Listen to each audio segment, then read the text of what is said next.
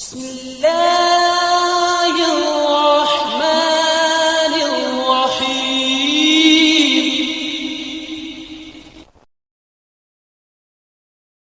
السلام علیکم ورحمۃ اللہ وبرکاتہ. الحمد للہ رب العالمین والصلاة والسلام علی رسول اللہ اما بعد. آج انشاءاللہ العزیز اللہ سبحانہ وتعالی کی توفیق سے ہم جس موضوع پر گفتگو کرنا چاہتے ہیں وہ یہ ہے کہ نبی صلی اللہ علیہ وآلہ وسلم نے فوت شدگان کو گالی دینے سے منع فرمایا، او کما قال النبی صلی اللہ علیہ وسلم. اس سے قبل کتاب الجامع میں 2 حدیثیں ہیں جو میرے اور آپ کے معاشرے کے ریلیٹڈ ہیں، جس میں نبی صلی اللہ علیہ وآلہ وسلم نے فحش گوئی یعنی کہ بد کلامی اور ایک دوسرے کے اوپر لعن طعن کرنا، ان چیزوں سے نبی صلی اللہ علیہ وآلہ وسلم نے منع کیے. بھائی ہم کسی کو گالی دیں تو کیوں دیں؟ ہماری اپنی زبان گندی، ہم کسی کو برا بھلا کہیں، کسی کی برائیوں کو اچھالیں تو ہم خود گناہ گار ہوتے ہیں، کسی دوسری کا کیا جاتا ہے. اب لعن طعن کا جو معاملہ ہے ہمارے ہاں عموماً اکثر لعنت کرنے سے جو پرہیز ہے بڑی مشکل سے کیا جاتا ہے. چھوٹی چھوٹی بات پر ایک دوسرے کو لعن طعن کر دیا جاتا ہے، تو جبکہ نبی صلی اللہ علیہ وآلہ وسلم نے اس چیز سے منع کیے.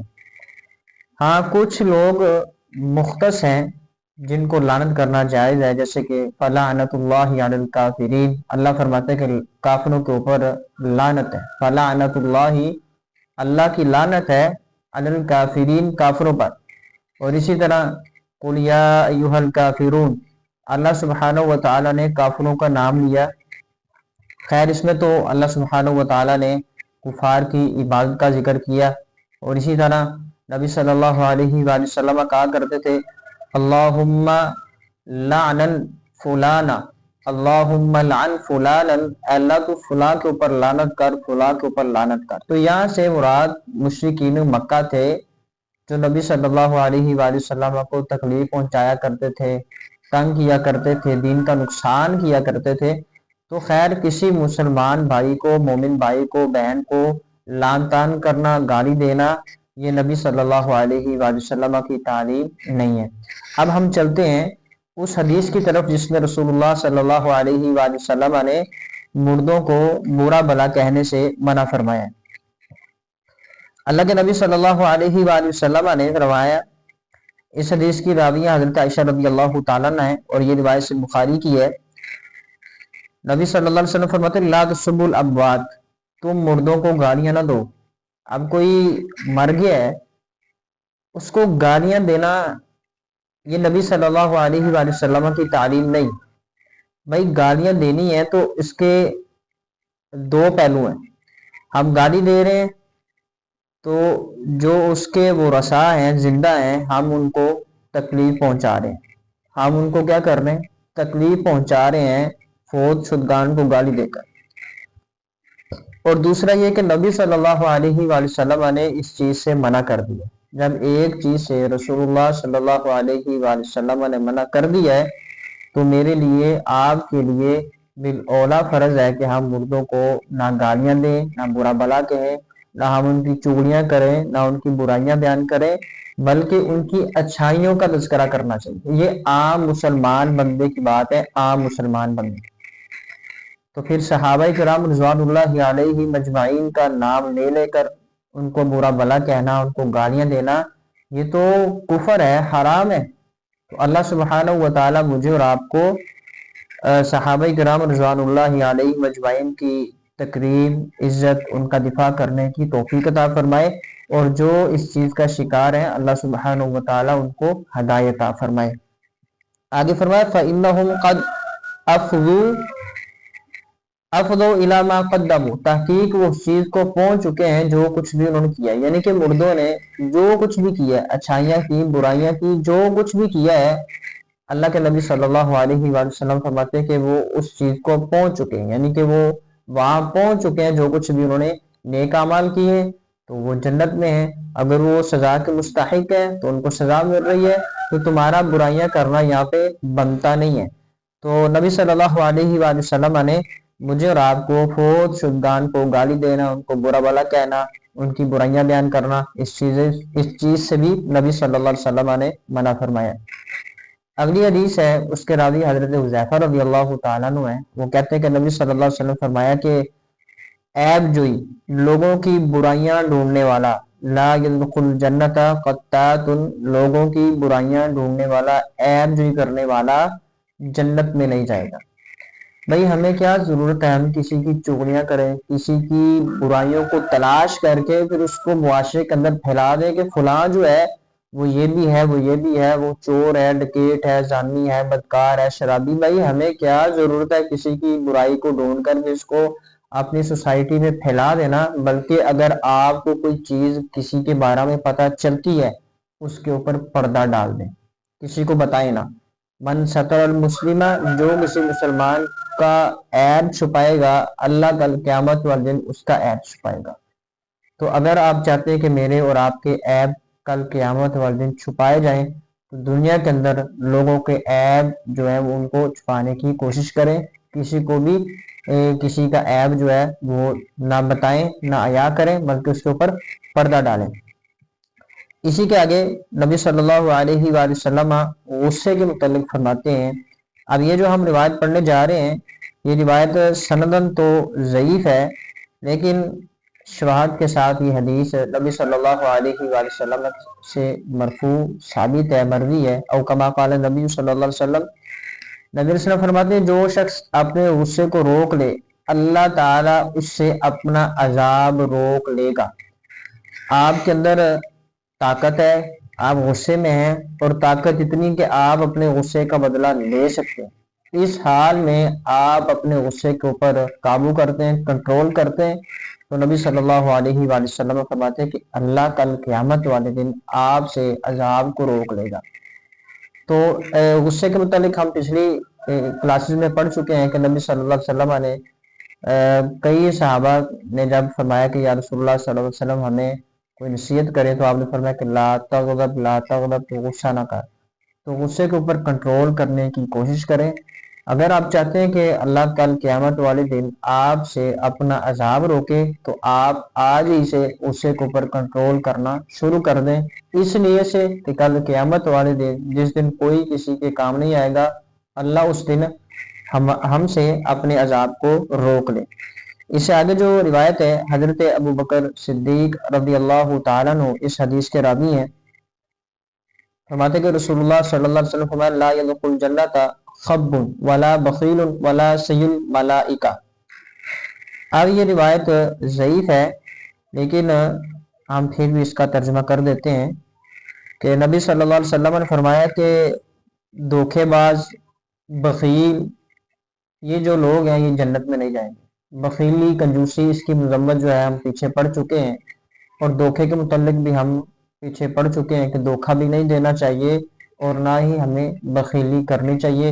جہاں پہ ہم سمجھتے ہیں کہ یہاں پہ مال خرچ کرنا ضروری ہے وہاں پہ مال کو خرچ کرنا چاہیے، اور اسی میں خیر و عافیت ہے، اسی میں خیر و برکت ہے۔ آگے نبی صلی اللہ علیہ وآلہ وسلم فرماتے ہیں ان لوگوں کی بات پر کان لگانے کی سزا جو اسے پسند نہیں کرتے۔ مثال کے طور پر دو بندے آپس میں گفتگو کر رہے ہیں، وہ یہ پسند نہیں کرتے کہ ہماری بات کوئی تیسرا بندہ سنے، اور اگر کوئی تیسرا بندہ چھپ کے چوری سے ان کی بات کو سنتا ہے تو نبی صلی اللہ علیہ وآلہ وسلم نے ان کے بارے میں فرمایا کہ کل قیامت والے دن ان کے کانوں میں سیسا ڈال دیا جائے گا، ان کے کانوں میں سیسا پگھلا کے ڈال دیا جائے گا۔ اب یہ کسی بھی صورت میں کسی کی بات کو چھپ کر سننا، ایسی وہ بات جو وہ کسی کو بتانا نہیں چاہتے، تو یہ حرام ہے۔ نبی صلی اللہ علیہ وآلہ وسلم نے اس کی مذمت فرمائی، کان کے اندر سیسا ڈال دیا جائے گا۔ اب یہ سیسا وہ آپ دیکھتے ہیں کہ جیسے جوج ماجوج کی قوم ہے، ان کے بارے میں آتا ہے کہ انہوں نے بھی اس دیوار کے اوپر سیسا پگھلا کر ڈالا ہوا ہے، جس کی وجہ سے وہ وہاں سے نکل نہیں سکتے۔ خیر یہ لمبی چوڑی باتیں ہیں، کیا صحیح کیا غلط یہ تو اللہ سبحانہ و تعالیٰ ہی بہتر جانتا ہے۔ اگلی حدیث ہے، اس کے راوی حضرت انس بن مالک رضی اللہ تعالیٰ عنہ ہیں۔ نبی صلی اللہ علیہ وسلم فرماتے ہیں طوبا، خوشخبری اس کے لیے، لمن شغلہ عیبہ عن عیوب الناس، خوشخبری ہے اس بندے کے لیے جسے اس کا اپنا عیب لوگوں سے روک لے، لوگوں کے عیب سے روک لے۔ مثال کے طور پر کوئی بندہ اپنے عیبوں کی طرف دیکھتا ہے کہ بھائی میرے اندر یہ بھی عیب ہے، یہ بھی عیب ہے، وہ کسی اور دوسرے تیسرے بندے کے عیبوں کو نہیں تلاش کرتا، وہ اپنے اندر ہی ناکامیاں، اپنی سستیاں، اپنی وہ برائیاں دیکھتا رہتا ہے کہ بھائی میرے اندر کیا ہے، لوگوں کو نہیں دیکھتا، وہ اپنے آپ کو دیکھتا ہے بھائی میں کیسا ہوں، اپنے آپ کو ٹھیک کرنے کی کوشش کرتا ہے۔ تو اس حدیث میں مجھے اور آپ کو بھی اس بات کا پیغام ہے کہ ہم نے اپنے آپ کو بہتر بنانا ہے، نہ کہ ہم دوسروں کی خامیاں تلاش کرتے رہیں، ان کی کوتاہیاں تلاش کرتے رہیں، پھر ان کو معاشرے کے اندر ذلیل و خوار کرنے کی کوشش کریں۔ اور اسی طرح نبی صلی اللہ علیہ وآلہ وسلم فرماتے ہیں بڑائی اور عظمت صرف اللہ سبحانہ و تعالیٰ کی صفت ہے، یعنی کہ تکبر نہیں کرنا۔ تکبر جو بندہ کرتا ہے اللہ سبحانہ و تعالیٰ ایسے بندے کو پسند نہیں کرتا۔ حدیث ہے، اس کے راوی حضرت عبداللہ بن عمر رضی اللہ تعالی عنہما ہیں، کہتے ہیں کہ نبی صلی اللہ علیہ وسلم فرمایا جو شخص اپنے دل میں بڑا بنا اور اپنی چال میں اکڑ کر چلا، وہ اللہ سے اس حال میں ملے گا کہ وہ اس پر غصے سے بھرا ہوا ہوگا۔ جب چلتا ہے اکڑ کے چلتا ہے، دل میں یہ بات، اس کے دل میں بات بیٹھی ہوئی ہے کہ وہ ایک بڑا بندہ ہے، بھائی اس کے پاس بڑا پیسہ ہے، بڑی اس کے پاس پراپرٹی ہے، یہ بڑا نا لینڈ لارڈ ہے۔ تو نبی صلی اللہ علیہ وسلم فرماتے ہیں جب بندہ مرے گا تو اللہ سے اس کی ملاقات ہوگی، تو جب اللہ سے ملاقات ہوگی تو اس سے اللہ سبحانہ و تعالیٰ جو 7 آسمانوں کا 7 زمینوں کا مالک ہے وہ اس بندے سے ناراض ہوگا۔ تو سمجھے کہ جس کے ساتھ اللہ ناراض ہے اس کا کیا حساب، اس کا کیا انجام ہوگا، کیا حساب و کتاب ہوگا۔ تو کبھی بھی دل کے اندر تکبر پیدا نہ کریں، عاجزی کے ساتھ چلیں۔ کبھی بھی اکڑ آ بھی جائے تو اللہ سبحانہ و تعالیٰ سے پناہ مانگا کریں کہ اللہ نہیں، تو تکبر والا ہے، تجھے ہی تکبر پسند ہے، تو تکبر کر سکتا ہے، میں تیرا بندہ عاجز، میں تکبر نہیں کر سکتا۔ اللہ ہم سب کو عاجزی کے ساتھ رہنے کی توفیق عطا فرمائے۔ اگلی آخری حدیث پڑھیں گے اللہ کی توفیق سے، اس کے بعد پھر انشاءاللہ اللہ سبحانہ و تعالیٰ نے اگر چاہا صحت و عافیت زندگی دی تو ہم اگلی احادیث کا مطالعہ کریں گے۔ یہ حدیث حضرت سہل بن سعد رضی اللہ تعالیٰ عنہ حدیث کے راوی ہیں۔ رسول اللہ صلی اللہ علیہ وسلم فرمایا کہ العجلۃ من الشیطان، جلد بازی جو ہے وہ شیطان کی طرف سے ہے۔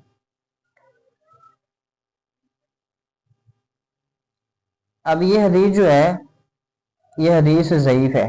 ضعیف ہم پہلے بھی بتا چکے ہیں کہ ضعیف حدیث کیا ہوتی ہے۔ ضعیف حدیث وہ حدیث، امام نووی رحمۃ اللہ علیہ تعالیٰ کہتے ہیں کہ وہ حدیث جس حدیث کا رسول اللہ صلی اللہ علیہ وآلہ وسلم سے تعلق نہیں ہوتا، تو جلد بازی شیطان کی طرف سے ہے۔ اگر ہم اس کو دیکھیں تو کئی ایسے معاملات ہیں جن میں ہم جلد بازی کرتے ہیں اور کیا ہوتا ہے کہ پھر ہم اس کا نقصان اٹھاتے ہیں، ہمیں نقصان دیکھنا پڑتا ہے۔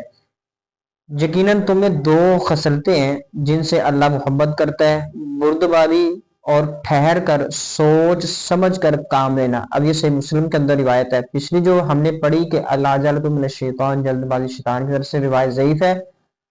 اب اسی حدیث کے ساتھ ملتی جلتی حدیث صحیح مسلم کے اندر موجود ہے کہ نبی صلی اللہ علیہ وسلم فرماتے ہیں کہ یقیناً تمہیں 2 خصلتیں ہیں جن سے اللہ محبت کرتا ہے، بردباری اور ٹھہر کر سوچ سمجھ کر کام کرنا۔ آپ کہیں جانا چاہتے ہیں، پہلے سوچیں کہ میں جانا چاہتا ہوں، کیا مقصد ہے جانے کا، کیسے جاؤں گا، کب آنا ہے، اپنی ایک روٹین بنائیں، تو پھر سوچ سمجھ کر قدم اٹھائیں تو انشاءاللہ اللہ سبحانہ و تعالیٰ اس میں ضرور برکت بھی دے گا۔ اور اسی طرح عبداللہ بن سرجس المزنی رضی اللہ تعالیٰ عنہ روایت کرتے ہیں کہ رسول اللہ صلی اللہ علیہ وسلم فرمایا اچھی وضاقتہ اور ٹھہر کر کام کرنا اور میانہ روی نبوت کے 24 حصوں میں سے ایک حصہ ہے۔ بات آ جا کہ اس ساری باتوں کا یہ خلاصہ کلام ہوتا ہے، یہ خلاصہ نکلتا ہے کہ ہم نے کسی بھی کام میں جلد بازی نہیں کرنی، کیونکہ جلد بازی کرنے کے بعد ہمیں نقصان کھانا پڑتا ہے۔ اللہ اور اس کے رسول صلی اللہ علیہ وسلم کا حکم ماننے میں جلدی کرنی چاہیے۔ اب یہ نہیں کہ جن معاملات میں اللہ اور اس کے رسول صلی اللہ علیہ وسلم نے حکم دیا ان میں بھی ہم تاخیر سے کام لیں۔ مثال کے طور پر اللہ فرماتے ہیں واقعی الصلاۃ، نماز پڑھو، نماز قائم کرو۔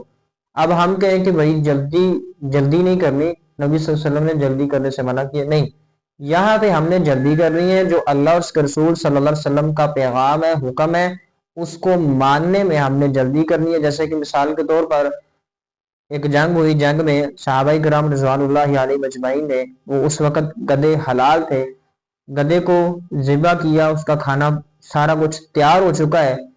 اب جب کھانا تیار ہو چکا ہے، نبی صلی اللہ علیہ وسلم نے حضرت طلحہ رضی اللہ تعالیٰ کو بلایا اور کہا کہ صحابہ کو پیغام دے دو، اللہ اور اس کا رسول صلی اللہ علیہ وسلم نے تمہارے اوپر گدے کا گوشت حرام کر دیا۔ اب صحابہ کرام رضوان اللہ علیہ مجمعین نے یہ نہیں سوچا کہ بھئی اب تو پک گیا ہے، ہم کھا لیتے اس کے بعد نہیں کھائیں گے، بلکہ نہیں، صحابہ کرام رضوان اللہ علیہ مجمعین نے فوری طور پر وہ ساری کی ساری ہڈیاں جو ہیں وہ بہا دی، گرا دی، کیونکہ نبی صلی اللہ علیہ وسلم نے حرام کر دیا تھا۔ اور اسی طرح شراب کا مسئلہ ہے، جب شروع اسلام میں شراب حرام نہیں تھی، اللہ تعالیٰ نے پہلے اس کے احکامات نازل کیے، پھر اس کی وجوہات بیان کی، پھر اللہ نے احکامات نازل کی کہ شراب حرام ہے، تو مدینہ کے اندر اتنی شراب بہائی گئی کہ ہر گلی میں شراب بہتی نظر آئی۔ کیوں؟ کیونکہ نبی صلی اللہ علیہ وسلم کے اوپر جو قرآن نازل ہو رہا تھا، اس قرآن میں اللہ سبحانہ و تعالی نے شراب کو حرام کر دیا تھا۔ صحابہ کرام رضوان اللہ علیہ مجمعین نے فوری طور پر اللہ سبحانہ و تعالی کا عمل جو ہے، اللہ سبحانہ و تعالی کا جو حکم ہے اس کی تکمیل کی۔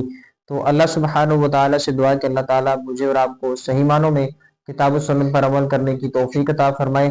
جو بیان کیا اللہ پہلے مجھے پھر آپ کو عمل کی توفیق عطا فرمائے۔ ھذا ما کان عندی واللہ اعلم بالصواب۔ السلام علیکم ورحمۃ اللہ وبرکاتہ۔